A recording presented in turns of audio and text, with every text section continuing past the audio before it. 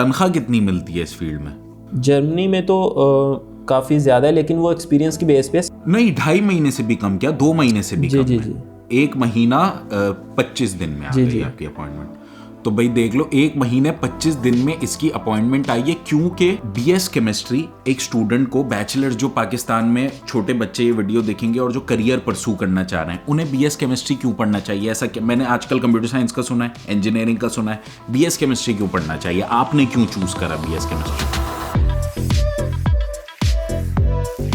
अच्छा भाई जैन, आप जा रहे हो यूनिवर्सिटी ऑफ केम्ब्रिज में। सबसे पहले तो आपकी प्रोफाइल बताओ आप मुझे कि आपने क्या पढ़ा हुआ है, क्या जीपीए थी, आइल्स वगैरह के बारे में। बीएस केमिस्ट्री है मेरा, फैसलाबाद से, जीसी यूनिवर्सिटी से, और 2.96 सीजीपीए, और आइल्स था मेरा 6 बैंड थे पूरा। और अभी आप जा रहे हो यूनिवर्सिटी ऑफ केम्ब्रिज में, कौन से कोर्स में? Advance functional materials. अब आप मुझे ये बताइए कि आपने हमसे कांटेक्ट कब करा था आस्क अबाउट यूरोप से प्रोसेस स्टार्ट करने के लिए? मैंने बेसिकली आपकी पहले वीडियोस यूट्यूब से देखी हुई थी काफ़ी। मैंने मतलब फेब 2022 में आइल्स वगैरह की तैयारी स्टार्ट की थी, और सितंबर 2022 में आपसे, अगस्त सितंबर में आपसे कांटेक्ट हुआ था। सितंबर 22 में, और आज 24 है। जी जी। अच्छा, तो ये 1 साल 1.5 साल बल्कि इतना लेट क्यों हुआ प्रोसेस? अपॉइंटमेंट की वजह से? उसमें यह था कि पहले तो मतलब समर में एडमिशन नहीं ओपन हुए थे, ज़्यादा आए नहीं थे। नहीं होता, नहीं समर में आपके कोर्स के जी जी, बीएस वो कोर्स के रिलेटेड मतलब नहीं थे ज़्यादा ना। तो उसके बाद फिर एडमिशन आया था विंटर 2023 में मेरा कैम्ब्रिज से। विंटर 2023 में आ गया, ऑलराइट, ठीक है, आ गया। लेकिन मगर उसकी अभी आप जा रहे हो अपॉइंटमेंट समर नहीं मिली, इनटेक के लिए। और अपॉइंटमेंट मिली समर 2024 की, तो फिर वो। अच्छा, इसमें मेरा एक और सवाल, अपॉइंटमेंट जो आपको नहीं मिली वो आपने लेट बुक करवाई इसलिए नहीं मिली, या अपॉइंटमेंट जल्दी बुक करवाई थी और एम्बेसी ने नहीं दी? नहीं, वो इस तरह था कि मुझे आइडिया नहीं था कि इतना ज़्यादा इश्यूज होते हैं। तो मैंने तकरीबन 2-3 घंटे के बाद बुक की थी, मुझे पता 2-3 घंटे के बाद चला था। तो इस वजह से वो काफ़ी ज़्यादा स्टूडेंट्स थे, तो फिर एम्बेसी ने फिर वो खुद ही कैंसिल कर दी थी समर से पहले ना। नहीं, मसला ये नहीं है। मसला ये होता है कि पहली बार जब बच्चा आता है ना और अपॉइंटमेंट बुक करने का हम लोग उसको बताते हैं, तो वो कहते हैं नहीं नहीं कोई मसला नहीं, ये लोग बोल रहे हैं, लेकिन टाइम टू टाइम नहीं भी करोगे तो कोई मसला नहीं है। पहला इनटेक निकल जाता है। बहुत सारे बच्चों के साथ होता है, 80% बच्चे सही टाइम पे अपॉइंटमेंट बुक कर लेते हैं, क्योंकि हम लोग उनको बता देते हैं। और अब तो बहुत ज़्यादा इजी हो गया है। क्यों? क्योंकि अब बहुत सारे बच्चों को पता है असल में नहीं आ रही अपॉइंटमेंट। आप आए थे 2022 में, जुलाई में आप आए थे मेरे पास, बोला था कि सेमिनार ले नंबर दिया है, तो फिर मैंने आपको अपॉइंटमेंट वगैरह का बताया, लेकिन आपने वही 1-2 घंटे लेट किया। इस बार भी आप आए थे मेरे पास, बोलो हुसैन भाई अपॉइंटमेंट का क्या सीन है? मैंने कहा यार ये अपॉइंटमेंट है, सही टाइम पे बुक करोगे आ जाएगी, नहीं करोगे तो नहीं आएगी। तो इस दफ़ा तो मैंने विद इन 2 मिनट्स कर ली थी बुक, जब समर की आई थी। अच्छा, विद इन 2 मिनट्स आपने बुक कर ली अपॉइंटमेंट? क्योंकि भाई बहुत सारे स्टूडेंट्स मुझसे पंजाब से ना, खासतौर पे बैचलर्स और मास्टर्स वालों की बात हो रही है, लैंग्वेज वालों का अपॉइंटमेंट बंद होने से और खुलने से कोई ताल्लुक वास्ता नहीं है। लैंग्वेज वाले बच्चों की 13-14 महीने बाद अपॉइंटमेंट आएगी, ये बात तय है।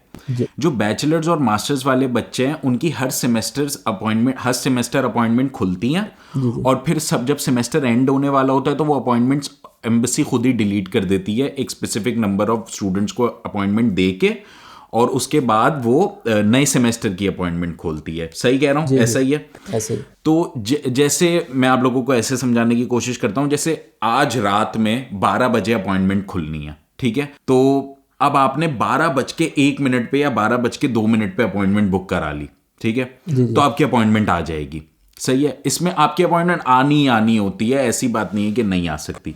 मगर अब आपने 3 बजे बुक कराई या 4 बजे बुक कराई, आप सो रहे थे या नमाज पढ़ रहे थे या सौदा लेने गए हुए थे या मसरूफ थे किसी और काम से, और वो 3-4 घंटे निकल गए। तो अब इस बात को ऐसे देखो, इतने सारे तकरीबन 2000 बच्चे अपॉइंटमेंट खुलने का इंतजार कर रहे होते हैं तकरीबन पर सेशन फ्रॉम पंजाब, ठीक है? अब उन 2000 में से एम्बेसी कितने बच्चों को अपॉइंटमेंट दे देगी एक सेमेस्टर में? 600 बच्चों को, 700 बच्चों को, ऐसा ही है? तकरीबन 600-700, ज्यादा से ज्यादा 900 बच्चों को वो अपॉइंटमेंट दे देती है, ठीक है? जो बकिया आधे बच्चे बचते हैं ना, जो लेट अपॉइंटमेंट बुक कराते हैं, उनकी अपॉइंटमेंट नहीं आ पाती टाइमली, और फिर उन्हें नेक्स्ट इनटेक में दोबारा से अपना एडमिशन डिफर करवाना पड़ता है, और दोबारा से उन्हें अपना अपॉइंटमेंट अप्लाई करना पड़ता है। तो स्पेसिफिकली हम अपने सारे स्टूडेंट्स को, जैसे जैन भी है, पहले से ही बता देते हैं कि देखो इस डेट पे अपॉइंटमेंट खुल रही है, अब डेट तो हमें पता है मगर टाइम हमें नहीं पता होता, एम्बेसी वो नहीं लिखती। एक सेमेस्टर में रात के 12 बजे खुलती है, अगले सेमेस्टर में दोपहर के 2 बजे खुलती है। तो वो बस डेट बता दे कि जी 4 मार्च है अपॉइंटमेंट की डेट ना, तो ये मैं ऐसी एक रैंडम डेट बता रहा हूं ना, आज वो डेट है और ना इस सेमेस्टर की वो डेट है। तो अब 4 मार्च डेट तो पता है हमें, मगर ये नहीं पता 4 मार्च को कितने बजे खुलेगी। तो मैं अपने बच्चों को बोलता हूं जैसे ही 4 मार्च शुरू हो, आपने 16-17 घंटे कंप्यूटर के सामने बैठे रहना है, पेज रिफ्रेश करते रहना है, आपने खाना भी वहीं खाना है, सोना भी वहीं है। आपने बल्कि सोना तो है ही नहीं, आपने कोई उस दिन घर का काम नहीं करना, अम्मी से बोल देना है छोटे भाई करेंगे सारा काम, मैं एक भी काम नहीं।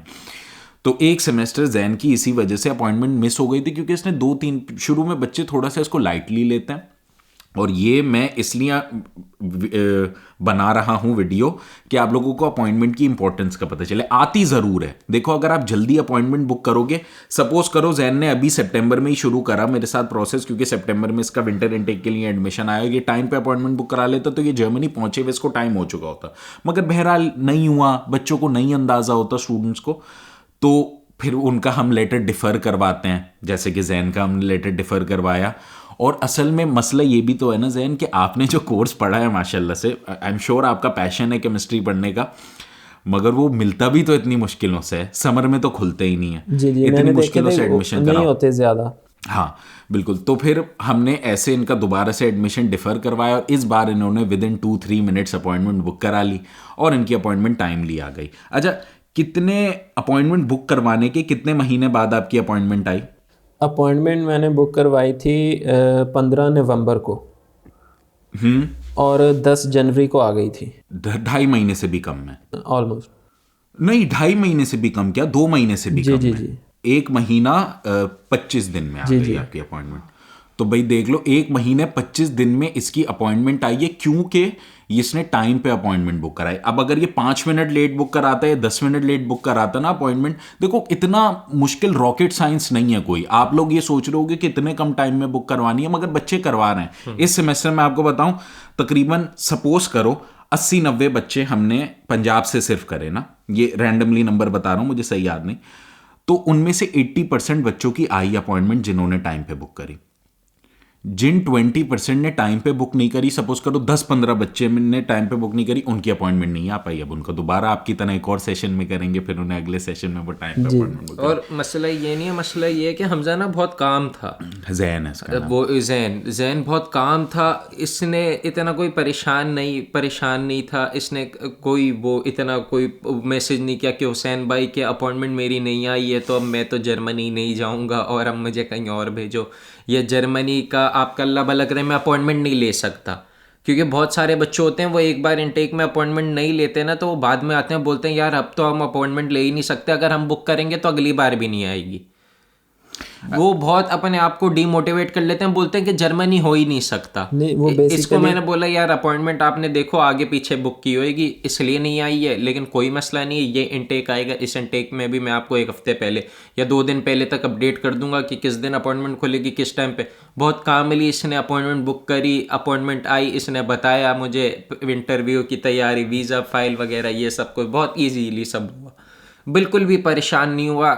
यही महीने में एक मैसेज आ रहा है हुसैन भाई को क्या सीन है, मैं कहता हूँ यार ये सीन है इजी फुल, बोलते कोई मसला नहीं। चलो आप बताओ जैन, आप क्या बोल रहे थे? वो ये था कि मैंने ऑलरेडी जर्मनी पे रिसर्च वगैरह की हुई थी कि फीसिस नहीं होती हैं, और इन चीज़ों की वजह से मैं ऑलरेडी स्टार्टिंग से ही थोड़ा मतलब रिलैक्स चल रहा था कि आइडिया होता है बंदे को कि क्या सिचुएशन चल रही है एम्बेसी में या कितना लेट प्रोसेस होगा। इन चीज़ों की मैंने थोड़ी बहुत रिसर्च की थी, और जैसे ही मैंने मतलब कांटेक्ट किया था आपसे, तो मैंने ऑलरेडी जस्ट आपको स्टार्टिंग में बोला था कि मैंने इसका स्टार्ट करना है और ये प्रोसीजर है। आपने बोला ब्लॉक आउट कर लेंगे, मैंने कहा कर लेंगे, तो ठीक है स्टार्ट हो गया।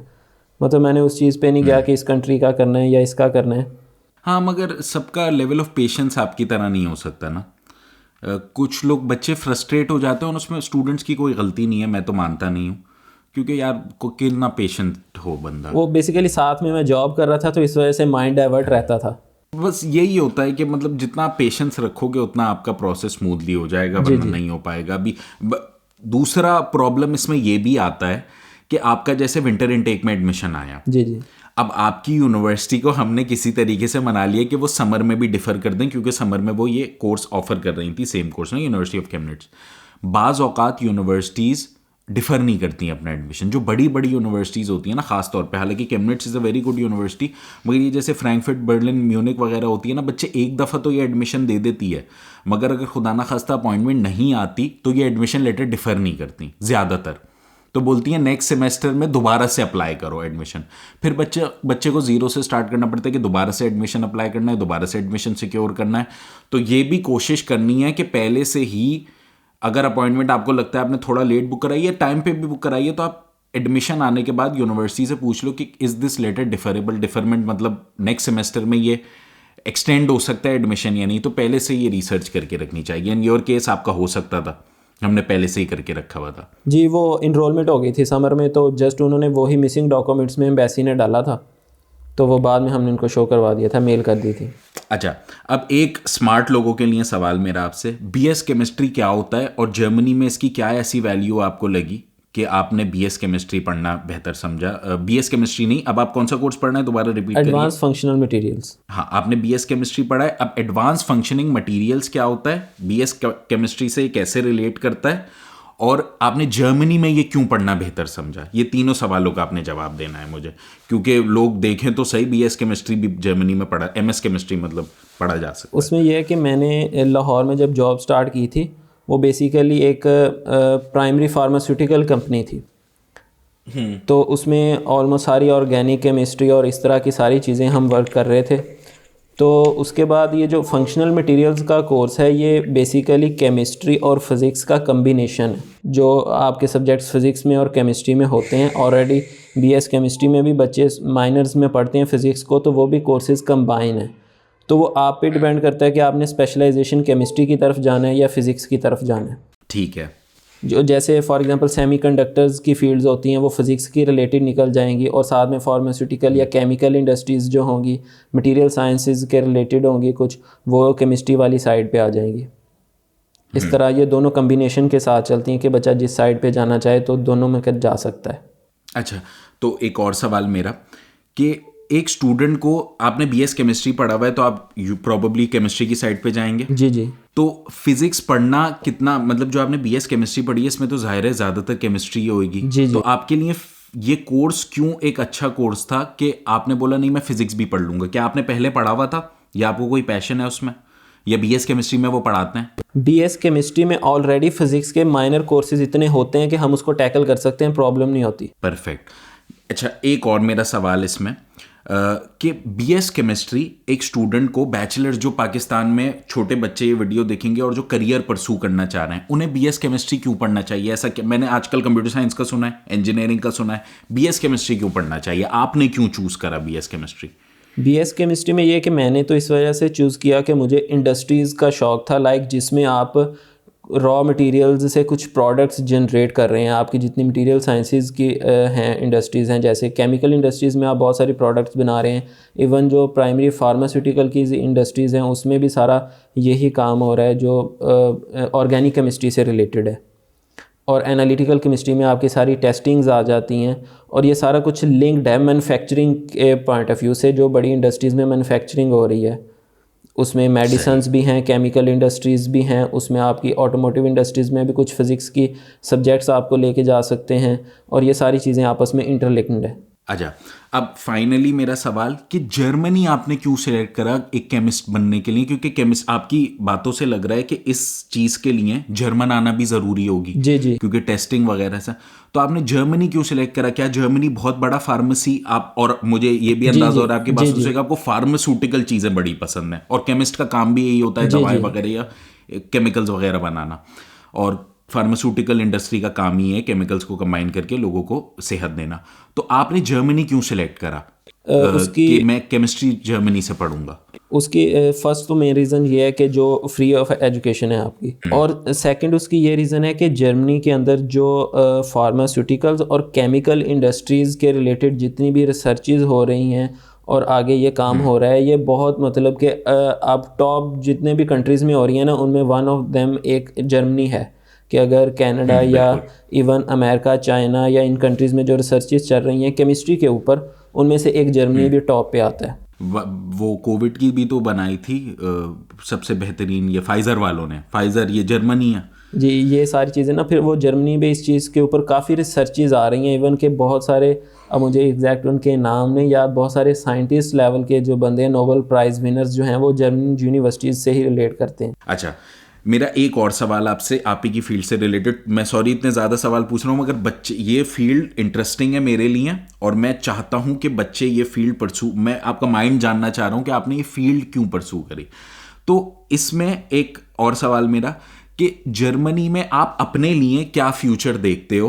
आपने पहली बात तो जर्मनी सेटल होना है ना जी। आपने जर्मनी में क्या फ्यूचर देखते हो कि इस फील्ड को लेकर आप जो अब नहीं पढ़ने जा रहे हो, इसको लेके कैसे आप चलोगे? इसमें यह है कि अगर तो फॉर एग्जांपल किसी पर्सन का पाकिस्तान में कुछ थोड़ा बहुत एक्सपीरियंस है फील्ड्स का, उसने थोड़ा बहुत विजिट करके देखा है इंडस्ट्रीज़ को, तो वो इस चीज़ को ज़्यादा अच्छे तरीके से लिंक कर पाएगा। तो फार्मास्यूटिकल्स में भी दो तरह की इंडस्ट्रीज़ होती हैं, एक होती है प्राइमरी फार्मा और एक होती है सेकेंडरी फार्मा। जो प्राइमरी फार्मा है वो बेसिकली सारी बेस करती है केमिस्ट्री पे, क्योंकि वहाँ पे साल्ट्स मेडिसिन के बन रहे होते हैं, मैन्युफैक्चरिंग हो रही है, जो सारा केमिकल प्रोसेस है। और सेकेंडरी फार्मा में जाके मेडिसिन्स बनती हैं, जो मेडिसिन्स के रिलेटेड और बायोलॉजी और इस तरह की रिलेटेड फील्ड्स, बायोकेमिस्ट्री और इस तरह की फील्ड्स में आता है, जैसे डी फार्मेसी और इस तरह की फील्ड्स में कनेक्ट करता है। एक तो ये चीज़ है, और दूसरा जो मैन्युफैक्चरिंग ऑफ केमिकल्स है, जैसे हम डेली यूज़ करते हैं, हमारे जितने भी एसिड्स प्रोड्यूस हो रहे हैं या केमिकल्स प्रोडक्शन लेवल पे बन रहे हैं इंडस्ट्रियल लेवल पे, वो भी सारी केमिस्ट्री पे बेस करता है। और जर्मनी में उसका भी बहुत ज़्यादा स्कोप है, लेबॉर्ट्रीज़ हैं बहुत ज़्यादा केमिकल की, सही, इस तरह की चीज़ों में। और लेकिन इसमें यह है कि लैंग्वेज आपको आनी चाहिए। मैंने अभी टेस्ट नहीं दिया, लेकिन मैं साथ साथ उसको कर रहा हूँ और साथ सीखते, अपनी सहूलियत के लिए सीखते जा रहे हो। जी, ठीक है। अच्छा, एक और मेरा सवाल, अब ये डम लोगों के लिए सवाल है, मेरे जैसे जिनको इतनी केमिस्ट्री की समझ नहीं है, ठीक है। और मैं कौन कौन सी फील्ड्स परसू कर सकता हूँ बीएस केमिस्ट्री करने के बाद आपकी फील्ड के अलावा और फार्मेसी के अलावा? और क्या मतलब ये एक अच्छी फील्ड है पढ़ाई करने के लिए? इतनी मुश्किल होती है या आसान होती है, क्या होती है? उसमें इतनी मुश्किल नहीं है, लेकिन यह है कि जिन लोगों ने किया है, क्योंकि केमिस्ट्री में भी बहुत सारी ब्रांचेज हैं, मेरी स्पेशलाइजेशन ऑर्गेनिक में है, तो इसलिए ये ज़्यादा फार्मास्यूटिकल्स से भी रिलेट करती है। तो इस तरह हर फील्ड के हिसाब से ये चीज़ें आगे कनेक्ट होती हैं, तो आप उस हिसाब से मतलब आगे जा सकते हैं कि आपने जो इवन के जर्मनी में और भी बहुत सारी यूनिवर्सिटीज़ हैं जो एनालिटिकल में या इनऑर्गेनिक केमिस्ट्री में या इंडस्ट्रियल केमिस्ट्री में, इस तरह की जितनी भी ब्रांचेज हैं उनमें सेपरेट भी मास्टर्स ऑफर करती हैं बहुत सारी यूनिवर्सिटीज़। मटेरियल साइंसेज में आप जा सकते हैं, जैसे एडवांस फंक्शनल मटेरियल्स है, ये भी मटेरियल साइंस से रिलेटेड फील्ड है। तो इस तरह बहुत सारे कोर्सेज हैं जो केमिस्ट्री के ऑफर करती हैं जर्मन यूनिवर्सिटीज़। तनख्वाह कितनी मिलती है इस फील्ड में? पाकिस्तान में वैसे कितनी मिलती है एक BS chemist fresh pass out को, और फिर जर्मनी में अगर आपने कोई रिसर्च करी है तो कितनी मिलती है? जर्मनी में तो काफ़ी ज़्यादा है, लेकिन वो एक्सपीरियंस की बेस पे स्टार्टिंग में तो नॉर्मल जैसे है, नॉर्मल ही रहती है रेंज जो हमारी चल रही है। इवन आप देखें कि 50 to 60,000 तक स्टार्टिंग आफ्टर मास्टर 50 एवरेज हो सकती है इजीली। यूरोस? जी, सालाना? जी, पर एनम। हाँ, पर एनम। और यहाँ पे पाकिस्तान में ये है कि ये डिपेंड करता है, वेरी करता है, इंडस्ट्री टू इंडस्ट्री वेरी करता है कि आप किसी फूड इंडस्ट्री में जा रहे हैं, फूड प्रोसेसिंग इंडस्ट्री है, केमिकल इंडस्ट्री है, इस तरह वो इंडस्ट्री टू इंडस्ट्री भी वेरी करती हैं ये चीज़ें, पाकिस्तान में भी जर्मनी में भी। परफेक्ट भाई, ये मेरे आपसे आपकी पढ़ाई के रिलेटेड बहुत ज़्यादा बातें हो गई और मैंने सिर्फ आप लोगों के लिए पूछी इससे, क्योंकि मैं असली में जानना चाहता था। और जो स्टूडेंट्स होते हैं करियर पाथ परसू कर रहे होते हैं, जैसे हुसैन छोटा है, इसकी ये चाहता है कि कुछ अच्छा बने मगर पता नहीं है, क्योंकि मेरे मतलब पहले ज़माने में सिर्फ, अभी भी पाकिस्तान में सिर्फ कंप्यूटर साइंस पढ़ लो या मेडिकल पढ़ लो या इंजीनियरिंग पढ़ लो, तो ऐसी फील्ड्स का पता नहीं होता है। अच्छा, एक और मेरा अब आपसे सवाल, पूरे प्रोसेस के टाइम अपॉइंटमेंट के अलावा, वो तो हमने एक्सप्लेन कर दिया, उसके अलावा कोई मुश्किल चीज़ जो आप समझते हो कि स्टूडेंट को इस चीज़ का ख्याल रखना चाहिए जर्मनी जाने से पहले? पूरे प्रोसेस से पहले तो ये है कि सबसे पहले ख़ुद चीज़ों को सर्च आउट करना चाहिए कि बंदे को आइडिया हो कि इस चीज़ में इतना टाइम लग सकता है यूनिवर्सिटी के एडमिशन में या अपॉइंटमेंट में, और इन सारी चीज़ों में। और अब पाकिस्तान में जो बाकी चीज़ों के इश्यूज़ स्टार्ट हो गए हैं कि पासपोर्ट नहीं मिल रहा, 3-4 मंथ रीन्यू में लग रहे हैं, नए बनाने में लग रहे हैं, आपकी HEC की टेस्टेशंस और इस तरह की जो छोटी मोटी चीज़ें हैं वो प्रोसेस स्टार्ट करने से पहले कंप्लीट कर लें तो बेटर है। प्रोसेस ही इतना लंबा होता है कि प्रोसेस के पासपोर्ट पहले बनवाना पड़ता है लाजमी, मगर ये HEC वगैरह तो प्रोसेस के बीच में भी हो सकता है, क्योंकि एडमिशन अप्लाई करने के लिए आपको HEC अटेस्टेशन या कोई भी अटेस्टेशन की ज़रूरत नहीं होती जी है। जी। और अब मेरा आपसे फाइनल सवाल, आस्क अबाउट यूरोप के साथ अब आपका तकरीबन 1.5 साल से भी ज़्यादा ताल्लुक है, तो अगर हमारे बारे में आप कुछ कहना चाहो भाई।